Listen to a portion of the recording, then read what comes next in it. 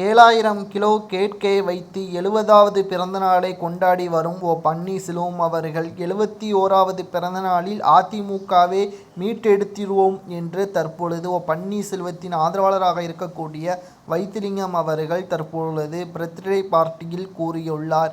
இனி எங்களுக்கு நல்ல நேரம்தான், மத்திய அரசிடம் இருந்து பலத்த வாழ்த்துக்களும் வந்து இருக்கிறது. இனி எடப்பாடி பழனிசாமி அவர்களை அதிமுகவிலிருந்து விரட்டியடிப்பதற்கான அனைத்து வேலைகளையும் நாங்கள் பார்த்து முடித்துவிட்டோம். இந்த 7000 கிலோ கேக்கை அதற்காகவும் சமர்ப்பிக்கிறோம் என்று வைத்திலிங்கம் அவர்கள் கூறியுள்ளார்.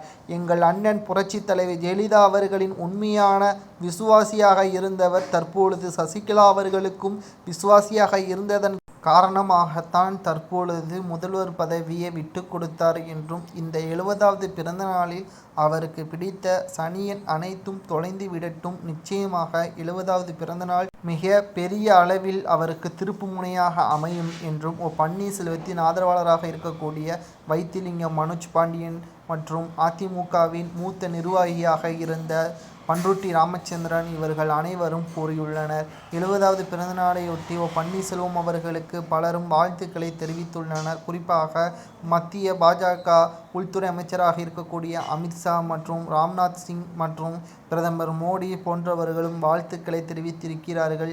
தமிழகத்தில் ஆளுங்கட்சியாக இருக்கின்ற முதல்வர் ஸ்டாலின் அவர்களும் வாழ்த்துக்களை தெரிவித்துள்ளார்.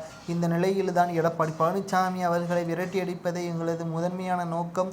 இந்த விழாவில் அதைத்தான் நாங்கள் முற்றிலுமாக கொண்டாடப்பட வேண்டும் என்பதற்காக பன்னீர்செல்வம் அவர்களை கௌரவப்படுத்தும் விதமாக 7000 கிலோ கேக்கை தற்பொழுது வெட்டி கொண்டாட உள்ளோம் என்றும் கூறியுள்ளார் வைத்திலிங்கம் அவர்கள். இதை பற்றி உங்களது கருத்துக்களையும், அவரது 70வது பிறந்தநாளை பற்றி உங்களது கருத்துக்களையும், இன்னும் அவர் ஆயுளுடன் நீடூழி நாள் வாழ வேண்டும் என்பதை நமது சேனல் மூலியமாக தெரிவித்துக் கொள்வோம்.